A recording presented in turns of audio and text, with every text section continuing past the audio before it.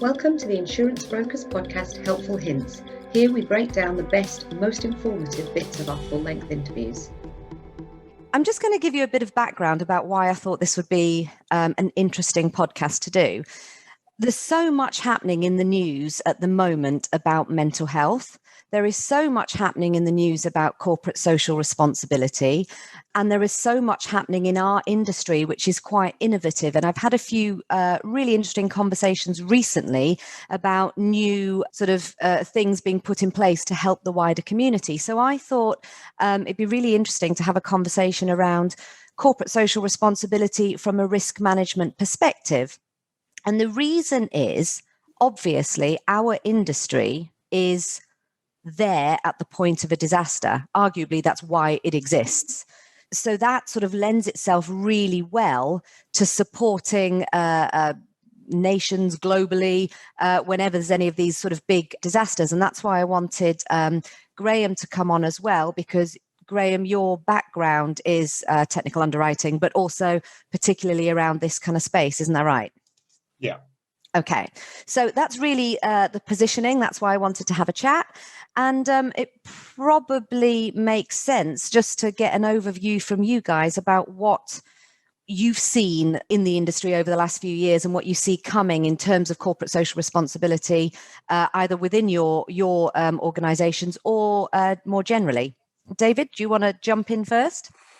Yeah, certainly. So I suppose my experiences are, currently I'm responsible for underwriting and technical services, but I ran claims for 9 years, and you genuinely see our purpose, our reason for existing when you're involved with a claims team. And it isn't just about the financial elements. I think if you look at the movement of people between different teams, you tend to find that people who are in claims stay in claims. And I think that's because you need a particular mindset, and also you like being honest, the fact that you are able to help people. And certainly when we're coaching people, it's not just about, processing calls, processing claims. It's not just about systems. It is trying to understand the customers. And initially, you do have to script it. You do have to remind, new joiners that somebody's been through a particularly, stressful moment, and that we're there to assist them. And clearly, we want our customers to be our customers for a long time. And, claims is the opportunity to either sort of reinforce that or lose them forever by handling things badly.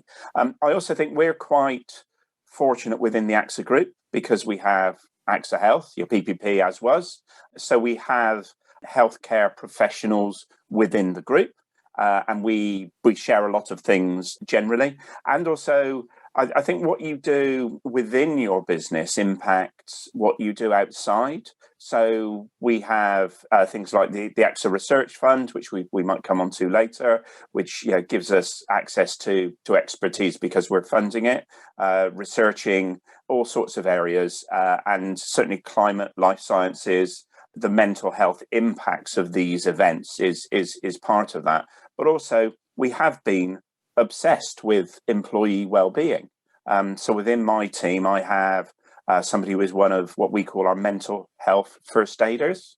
And they're not trained professionals from a proper sort of a medical perspective, but they are members of staff, sometimes quite senior. Mine is a direct report, so very senior, relatively speaking, and they are there to try and help our employees on an informal basis, and that's why we call it mental health first aiders, because we're not trying to replace proper services and facilities, but that I think helps us in terms of if we recognise that we have a responsibility to look after our employees, that naturally drifts into our customers as well.